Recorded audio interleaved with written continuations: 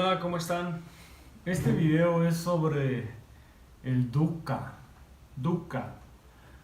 ¿Qué es eso? ¿Qué es dukkha? Mm. Em, para entender el dukkha y el término dukkha, que es una palabra del lenguaje Pali, un lenguaje que se hablaba en el norte de la India y creo que en la India en general, hace más de 2500 años, tenemos que ir a las enseñanzas de Siddhartha Gautama, el Buda, ¿sí? Para entender lo que es el dukkha. Uh-huh. Siddhartha Gautama, muchos lo conocen como el Buda, ¿sí? Y hay personas que malinterpretan o que no entienden lo que es un Buda, ¿sí? Un Buda no es un dios, no es un profeta tocado por algún poder divino, ¿sí? Un Buda es una persona que logra llegar hasta la realidad última de sí mismo y de la existencia como tal, ¿sí? Un Buda no es alguien que funda el budismo, ¿sí? Un Buda descubre y enseña las leyes universales, ¿sí?, de la naturaleza. Entonces, tenemos que ir hacia las enseñanzas de alguien que descubre por sí mismo y logra un despertar interno de conciencia debido a que logra comprender en su realidad última las leyes universales de la naturaleza, ¿sí? Entonces eso sería a grandes rasgos un Buda, ¿sí? Y uno de los Budas que ha tocado la tierra fue un príncipe en el norte de la India llamado Siddhartha Gautama, ¿sí? Ahora, ¿qué enseñó Siddhartha Gautama? ¿Cuál es la estructura fundamental de su enseñanza? ¿Sí? Ahí es donde viene la palabra dukkha. Una definición muy básica, ¿sí?, y muy occidentalizada sería sufrimiento. Dukkha quiere decir sufrimiento, ¿sí? El Buda decía: toda mi enseñanza se basa en encontrar el origen del sufrimiento, erradicar el sufrimiento y saber cómo erradicar el sufrimiento, que hay un método para erradicar el sufrimiento, porque él dice, a final de cuentas, todo en la vida, el mero hecho de vivir es sufrir. Ahora, esto genera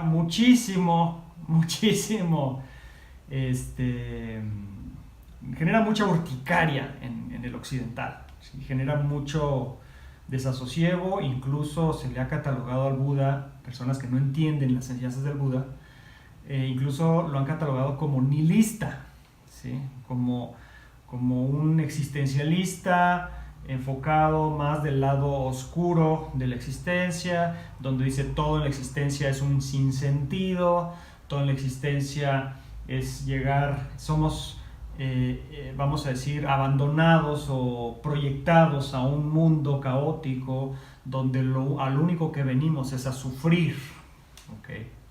Y ahí no es del todo cierto esta reinterpretación occidental. ¿Por qué?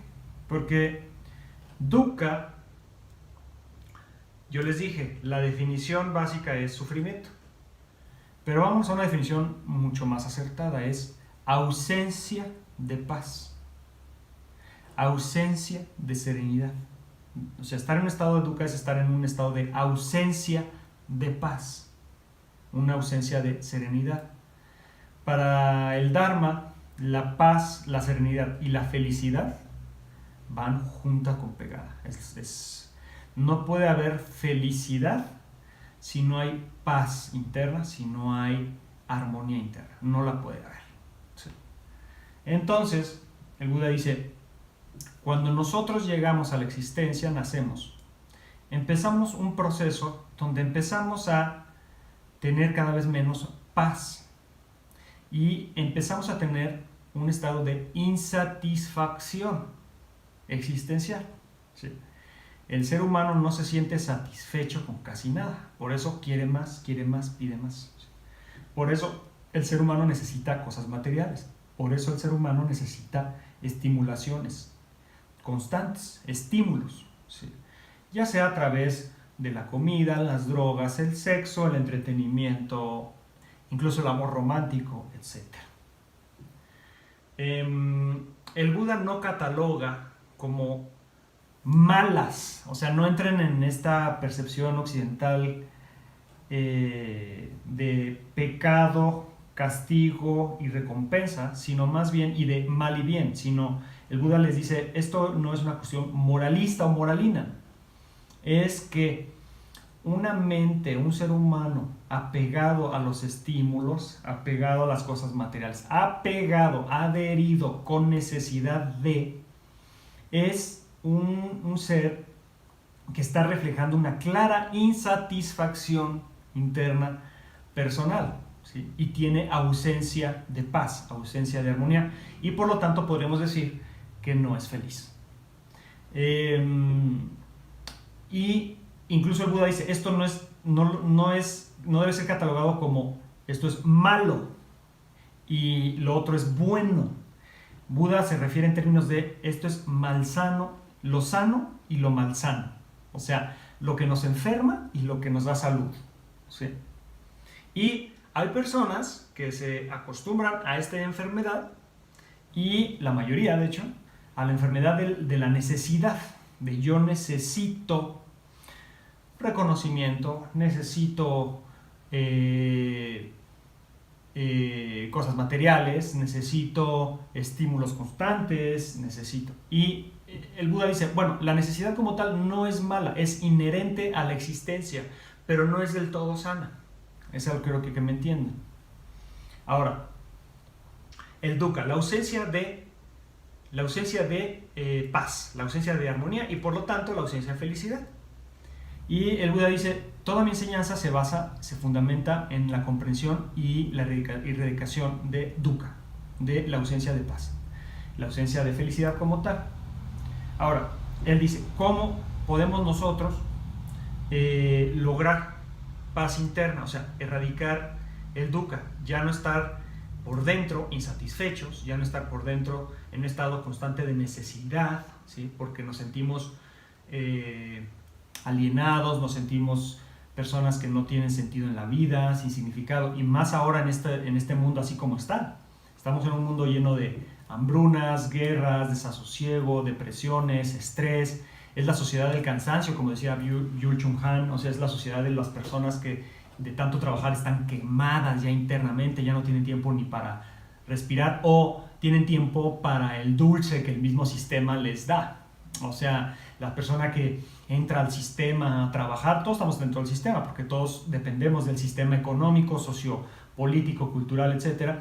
Y cuando estamos dentro de ese sistema, es un sistema explotador y el mismo sistema te explota y te recompensa. O sea, te recompensa con el fin de semana, con los bares, con el paliativo del alcohol, o te recompensa con la pornografía, o te recompensa con los pasteles de chocolate, o te recompensa. Y no con esto diciendo que la pornografía, los pasteles de chocolate y el alcohol sean malos, sino más bien son dulces, son paliativos y son, vamos a decir, elementos de felicidad.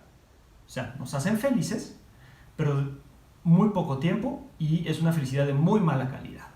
Una felicidad de muy mala calidad. ¿Por qué de mala calidad? Porque está condicionada. Cuando nosotros no tenemos sexo, o cuando nosotros no tenemos alcohol, o cuando nosotros no tenemos reconocimiento, ya no nos sentimos felices. Nos sentimos entonces insatisfechos, nos sentimos que no tenemos paz. Entonces, ¿cómo podemos lograr nosotros una paz más duradera, interna? ¿Cómo podemos sentirnos más satisfechos internamente? ¿Sí? Sin tantas condicionantes. ¿Sí? Porque lo mismo es, ok, tenemos una felicidad de muy mala calidad y por lo tanto, si hay una felicidad de mala calidad porque es condicionada, porque dura muy poco y además porque el precio que uno paga por ese tipo de felicidad y sensación de placer, pues es muchas veces muy alto. ¿Cómo podemos nosotros tener una sensación de felicidad mucho más profunda, mucho más duradera y sobre todo que no está condicionada a nada. O sea, una felicidad que nos da por el mero hecho de existir, por el mero y el simple hecho de existir. ¿Cómo lo podemos lograr? El Buda lo explica. Nosotros debemos de emprender acciones que no nos arrebaten nuestra paz, nuestra satisfacción y nuestra tranquilidad interna. De ahí viene lo que él dice, Shila, el código ético del Dharma. ¿Sí? Es un código que si uno sigue, uno va en el camino para erradicar el dukkha, la ausencia de paz, o la ausencia de serenidad, o la insatisfacción constante. Este código ético está basado en 5 preceptos. ¿Sí? El primer precepto es no matar. ¿Sí? No matemos a ningún ser. ¿Por qué? Porque para matar, ¿sí?, muchas veces nosotros tenemos que tener una mente no precisamente pacífica, o pacificada o tranquila. No puedes agarrar y matar a otro ser humano en un estado de paz total. ¿Sí? No podemos nosotros matar a un perro a patadas porque estamos muy felices. ¿Sí? Entonces, dice, no matar. Ahora, aquí viene mucho, sobre todo, lo que yo les voy a decir es la abolición del acto, no tanto el acto en sí. Dice, no matar, pero aún más importante es la abolición. Por ejemplo, si nosotros tenemos un familiar, digamos que estuvimos en un país que se permitiera la eutanasia, y vemos un familiar que es un enfermo terminal y está sufriendo muchísimo, y ya no hay nada que hacer. Y nosotros decidimos matarle, ¿sí?, terminar con su vida porque está sufriendo. Eso se hace con perros que están sufriendo, con animales, ¿sí? Se les practica una eutanasia. Entonces ahí, por un acto de compasión, nosotros terminamos con la vida de alguien. ¿Sí? Pero es muy diferente a terminar con la vida de alguien por un acto de venganza, por un acto de desesperación, de neurosis, de miedo, de coraje. Es muy diferente. Entonces dice, efectivamente, no matar. ¿Tiene matices? Sí, tiene ciertos matices, sobre todo el matiz de la abolición. ¿Por qué estás quitando la vida? ¿Sí? Es por un estado de agresión, de sufrimiento interno que tú proyectas a otro y por eso le quitas la vida, o es por un acto real y verdadero de amor. ¿Ok? Y además esto tiene relación con las artes marciales, ¿sí?, con los guerreros. O sea, una persona, por ejemplo, que se defiende de otra persona o de un grupo de personas y los tiene que matar para poder vivir, bueno, o para poder salvar a su familia, eso es un acto de amor. ¿Por qué? Porque efectivamente estoy rompiendo el primer precepto del Dharma, que es no matar, efectivamente, pero lo estoy rompiendo por un acto de amor. ¿Por qué? Porque si yo no mato a esta persona, esa persona nos va a matar a mí y a mi familia. Entonces yo estoy dando vida, yo estoy dándome vida y dando vida a alguien más a través de la muerte de alguien.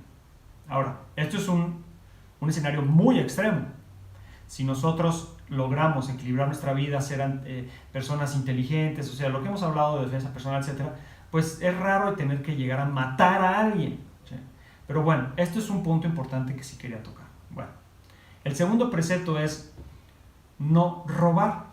¿Sí? No tomar nada, en específico dice, no tomar nada que no se nos haya dado. ¿Sí? Que sería robar. Nadie roba, o casi nadie roba, con una abolición de paz y amor. ¿Sí? No le quitas algo a alguien que no te pertenece por ser buena persona y ser una persona llena de paz y armonía. Lo quitas porque quieres ese objeto, quieres quitarle ese objeto porque lo quieres tú. Aquí otra vez entra el matiz de la abolición mental. Por ejemplo, si yo estoy muriéndome de hambre y mi familia se está muriendo de hambre, literalmente se está muriendo de hambre, y de repente veo una panadería y veo una canasta de bolillos, pues de repente la desesperación pudiera ser que yo agarre los bolillos y corra y yo me robe esos bolillos. En términos estrictos, éticos, budistas, vamos a decirle así, porque no es budismo como tal, son las leyes de la naturaleza. En términos estrictos estuvo mal. Eso genera agitación, inquietud en la mente. En el momento que uno está robando y después de que uno está robando, es lo mismo que lo haya robado, es lo mismo con el matar. Tú mataste, en el momento de matar hay inquietud en la mente, incluso aunque sea por amor. Y después del acto de matar va a haber inquietud, insatisfacción y sufrimiento interno, ¿sí? Incluso aunque haya sido por amor. La diferencia es que las consecuencias internas son de menor intensidad y la inquietud va a ser menor. No es lo mismo robarle a alguien porque yo tengo una necesidad material, ¿sí? No estoy muriéndome de hambre, no, simplemente yo quiero el auto de esa persona porque me enoja y le tengo odio de que esa persona pueda tener ese carro, entonces se lo quito, ¿sí? O el bully, ¿no? Que llega a la escuela, no se está muriendo de hambre y le agarra golpes a otro niño de menor capacidad, etcétera, se lo agandalla, lo lastima por quitarle su lunch. Bueno, ahí no es un acto de amor como tal, es un acto específico de ego, de soberbia, vamos a decir, un acto de sufrimiento interno, porque una persona que necesita robarle a alguien más es alguien que está ya sufriendo. El Buda decía, la gente cuando actúa de una forma deleznable, o sea, actúa en contra de la paz de alguien más, de la serenidad y la armonía de alguien más, ya está recibiendo castigo ahí mismo, porque el acto, no el acto, sino el pensamiento y la emoción que te lleva a cometer un acto de homicidio o de robar, ya es un infierno interno, ¿no? Entonces, el segundo precepto sería no robar. El tercer precepto es no mentir, ¿sí? Nosotros no debemos engañar a las personas con cosas que no son ciertas, ¿sí? Decir cosas que no sucedieron es un acto de mentira. Perdón, le tuve que cortar porque llamaron. Sí, ya. Estábamos hablando de la mentira. Dicen por ahí, el matiz de la abolición de la mentira piadosa. Como dicen por ahí, para el código ético dentro del Dharma no se debe ocultar nada, porque ocultar es mentir. Ese es básicamente el precepto. Ahora bien, si nosotros expresáramos todo lo que pensamos de todos, enfrente de todos, desde pensamientos negativos hasta positivos, si nosotros de plano, por ejemplo, yo tengo hijos, ¿no? Entonces si mi hija estuviera mucho más chiquita y yo simplemente, para no ocultarle nada, le platico cosas que no son propias de su edad, ¿sí? Y que la van a perturbar, pues yo tengo que en algún momento ocultar y no decir todo. Es reservarme mi derecho a la privacidad. Hay personas que no aguantan ciertas verdades, que incluso uno las sabe y uno no se las dice, ¿sí? Porque pues no aguantaría o no aguanta esa verdad, ¿sí? Porque incluso pudiéramos generar un problema mayor por siempre ser total y absolutamente transparentes. Entonces tiene ese matiz, o sea, otra vez el matiz de la abolición. ¿Por qué estoy haciendo un ocultamiento de algo? ¿Por qué no digo ciertas cosas? ¿Por qué mentiría en ciertas cosas? Por un verdadero acto de amor. Ahora, si yo estoy ocultando o yo estoy mintiendo por un acto de ego, por un acto de miedo, por coraje, por soberbia, por una necesidad de reconocimiento, una necesidad de llamar la atención, etc., y yo empiezo a decir mentiras, etcétera, etcétera, bueno, ya la mente que está haciendo que está diciendo esas palabras y está cometiendo esas conductas, ya es una mente perturbada y la estamos perturbando aún más con todas esas mentiras. Entonces, por eso el Buda dice, para erradicar el dukkha, la insatisfacción interior existencial, el estado de ausencia de paz, nosotros debemos de dejar de mentir, con este matiz, ¿sí? Y lo que estoy diciendo de los matices es algo que, si mis maestros me estuvieran escuchando, me estarían regañando. Porque ellos dicen, el Shila, o sea, el código ético no tiene matices, es o lo haces o no lo haces. Efectivamente, o matas o no matas, sí. O mientes o no mientes, sí. O robas o no robas, sí. Pero en medio sí está la abolición. ¿Por qué mataste? ¿Por qué robaste? ¿Por qué mentiste?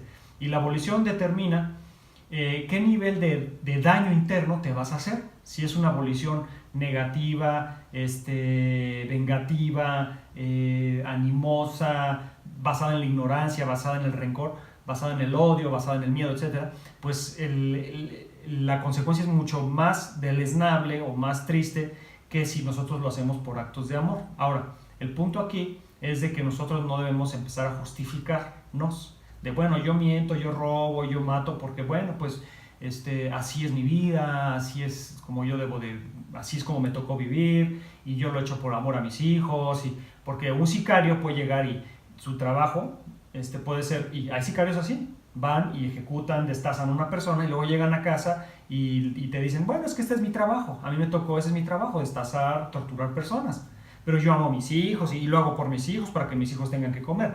Bueno, o sea, hay de justificaciones a justificaciones, hay que tener un poco de criterio o bastante criterio. Ahora, el otro precepto íbamos con no matar, no robar, no mentir, ¿sí? El otro precepto es vamos a decir, tener una conducta sexual adecuada o evitar una conducta sexual inadecuada.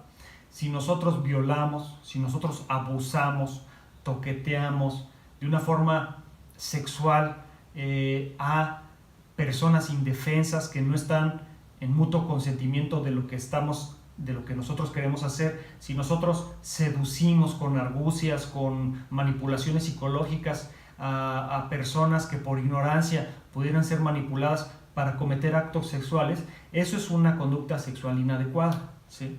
Entonces nosotros debemos evitar eso. ¿Por qué? Porque ¿qué es lo que nos llevaría a violar a una persona, a abusar de una persona, a toquetear a una persona, a un niño, a una niña, ese tipo de enfermedades y patologías? ¿Qué es lo que nos llevaría a eso? Pues un estado de infierno interior. No es un estado de paz, no es un estado de felicidad. No es de que yo, como estoy tan feliz y contento con la vida, ahora me voy a dedicar a violar a tantas mujeres. O sea, no es así, no funciona así, ¿sí? Para cometer ese tipo de actos nosotros tenemos que estar en un estado de mucha desesperación, de mucha ignorancia, de mucha oscuridad. Entonces, el mismo Buda lo decía y se lo repito, en el momento que nosotros estamos cometiendo una transgresión al código ético, en ese momento, a la ética, en ese momento nosotros ya estamos en el infierno, ya nos estamos castigando, porque el acto de violar como tal, sí, como dicen muchos violadores, les causaba satisfacción, pero al mismo tiempo están sintiendo un sufrimiento inmenso. ¿Y sufrimiento inmenso por qué? Porque están provocando un sufrimiento inmenso a alguien más, ¿sí?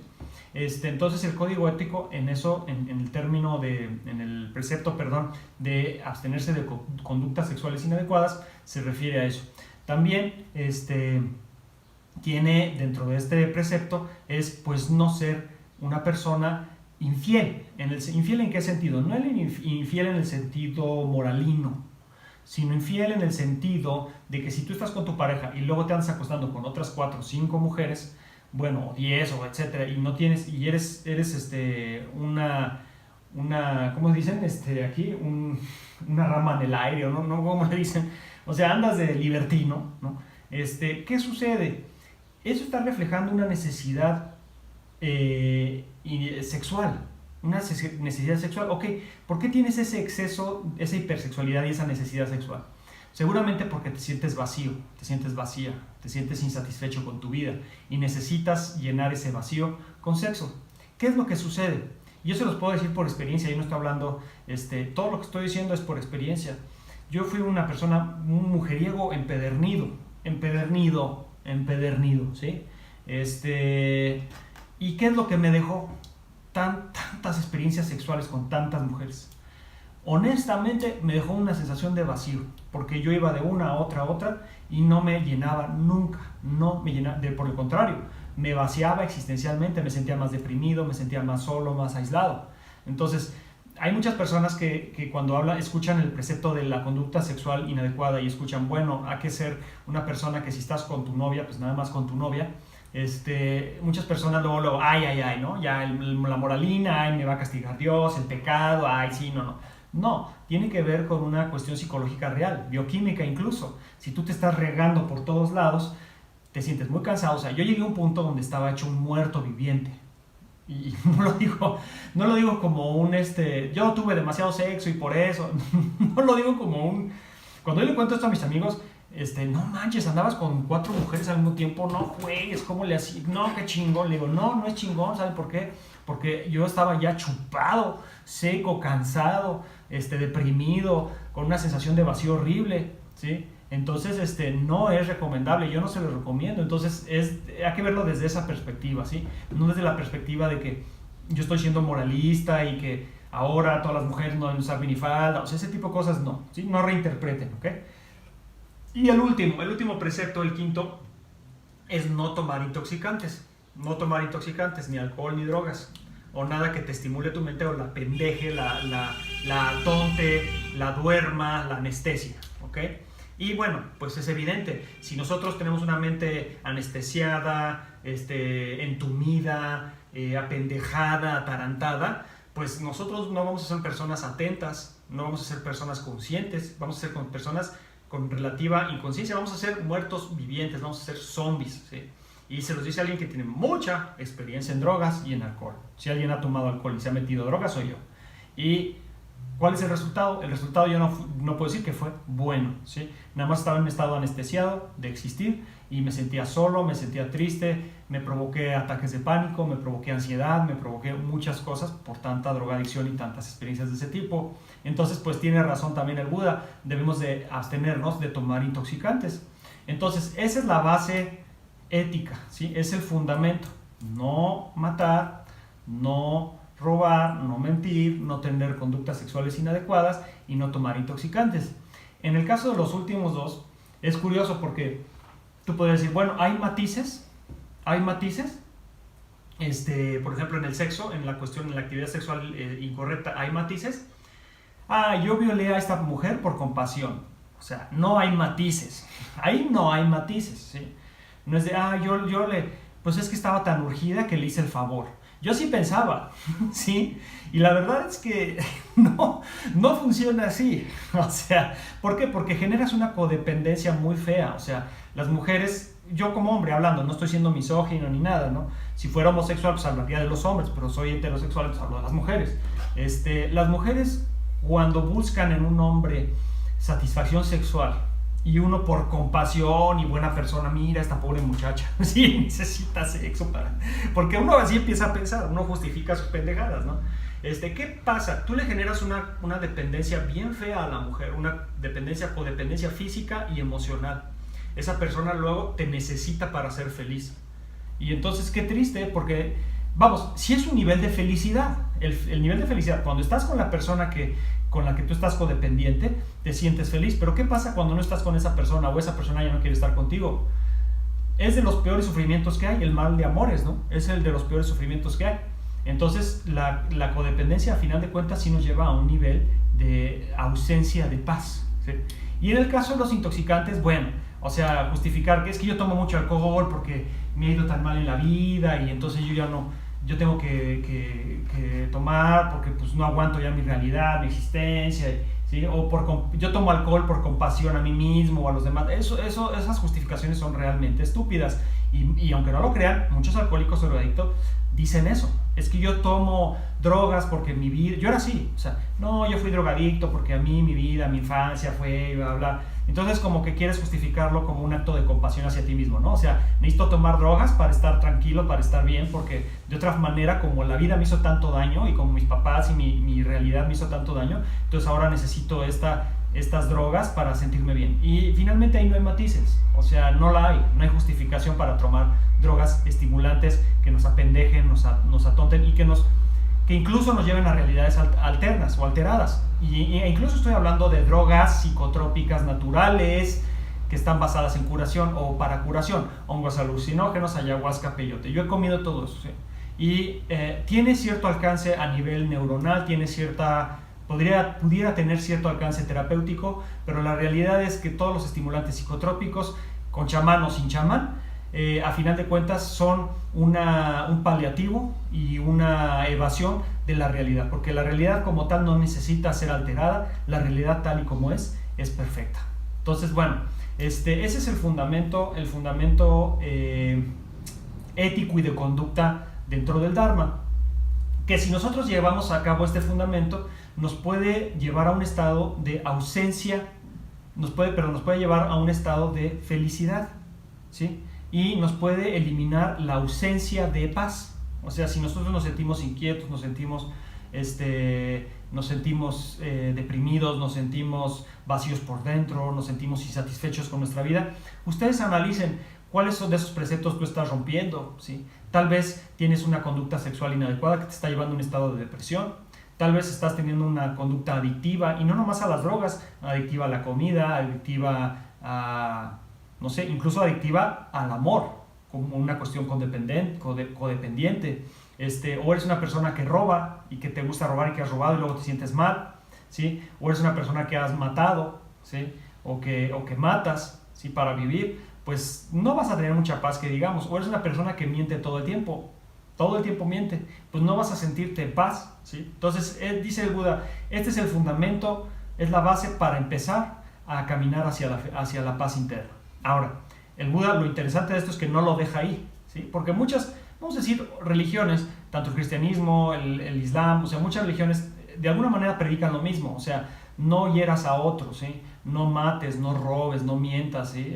No violes, no, o sea, lo dicen de otras formas, con otro lenguaje, pero a final de cuentas el fundamento pudiera ser el mismo. Lo que vuelve revolucionario la enseñanza de Siddhartha Gautama, y no lo hago como una comparativa de religión, o sea, porque el budismo ya fue convertido en una religión, pero el Buda no creó el budismo, el Buda no es el fundador del budismo, eso es importante entenderlo. El Buda entendió las leyes de la naturaleza, es como decir, Newton, ¿sí? Yo soy newtonista, ¿sí? Yo soy newtonista. Oye, ¿pero por qué? Porque yo creo en las leyes de la gravedad, yo creo en eso. Entonces pones así un altar a Newton y luego pones un diagrama de las leyes de la gravedad y luego haces unos rituales y dices yo soy newtonista y bla, bla. Ok, eso ya es el ismo, es la conversión de una ley universal en un fanatismo, en una secta o en una línea, vamos a decir, de pensamiento. Incluso, no estoy diciendo que todos los religiosos sean fanáticos, pero a lo que voy es de que se van más hacia el lado del ritual y de la cáscara y no de la esencia de lo que está tratando de enseñar cada religión o cada filosofía, que lo más importante no es el ritual, no es la liturgia como tal, lo más importante es lo que te está enseñando, ¿sí? Tanto el cristianismo, el judaísmo, como le quieran llamar, ¿sí? Al final de cuentas todas tienen el mismo fundamento, ¿sí? Que es la evolución interior, es la paz interior, es la armonía, es el amor, o sea, básicamente a Dios, al universo, a la naturaleza, como le quieran llamar. Ahora bien, aquí el Buda, quitando este paréntesis que acabo yo de mencionar, el Buda dice, bueno, ya tenemos la base de conducta, pero no es suficiente, porque aunque nosotros tratemos de tener una conducta adecuada que nos genera paz, a final de cuentas hay condicionamientos, hay impurezas latentes adentro de nosotros, en nuestro subconsciente, que muchas veces nos van a hacer transgredir una y otra vez este código. O sea, estas impurezas latentes en el subconsciente que están dormidas, que están enraizadas ahí, nos van a hacer muchas veces mentir, nos van a hacer robar, nos van a hacer tener muchas parejas o muchos amantes, o nos van a hacer tomar drogas o alcohol, etc. Entonces dicen, no nomás es suficiente llevar un código ético, hay que ir a la profundidad de la mente, ahí donde están esas raíces. Y entonces llega la segunda, vamos a decir, línea de práctica, ¿sí? Está la base, que es la del código ético, y luego seguimos a un segundo nivel. Y ese le dijo samadhi, ¿sí? Samadhi quiere decir concentración, ¿sí? Y concentración, samadhi, es profundidad. Cuando una mente está concentrada, cuando una mente se agudiza, es una mente que empieza a profundizar en sí misma y empieza a ver sus propios patrones de conducta, sus propios condicionamientos. Y es entonces que nosotros podemos observar cómo actúan, cómo funcionan, cómo nuestra mente nos manipula, además nuestra mente subconsciente, y nos hace ser infelices. Entonces el samadhi es fundamental. Mientras más fuerte, mientras más profunda es la concentración, más profundo es el samadhi, más sabiduría vamos a tener, y eso nos lleva al tercer. No me voy a enfocar ahorita en el samadhi porque se está alargando muchísimo el video, pero nada más para decirles que el samadhi es una parte, la concentración de la mente es importante, y nos lleva al tercer nivel, vamos a decirle nivel, ¿sí? O a la tercera línea de enseñanza o de práctica, que es el paña, ¿sí? Paña quiere decir sabiduría, ¿sí? Una mente profunda, una mente que puede observarse a sí misma a niveles profundos, más allá de la superficie racional, es una mente que empieza a adquirir sabiduría. Cuando nosotros empezamos a observar cómo es nuestra conducta interna, cómo observamos el mundo, cómo actuamos, y tenemos esta capacidad introspectiva cada vez más profunda, empezamos a ser personas más sabias y empezamos a desarrollar una sabiduría de vida. Estas tres líneas de práctica, tanto el Shila, el código ético, la concentración y la sabiduría, es un trípode, es un tripié que nos ayudan. ¿Para qué? Para erradicar el dukkha, que es la ausencia de paz. Y bueno, tuve que resumir rápido porque me alargué mucho, pero me parece muy interesante este tema, y no nomás como un tema, sino como algo que, por ejemplo, en mi caso ha regido mi vida y que me he dado cuenta por mi propia experiencia que lo que estaba diciendo Siddhartha Gautama el Buda era cierto. Y va más allá de un sectarismo, de un budismo o de una filosofía particular, etcétera. Está hablando de la vida misma. Suerte.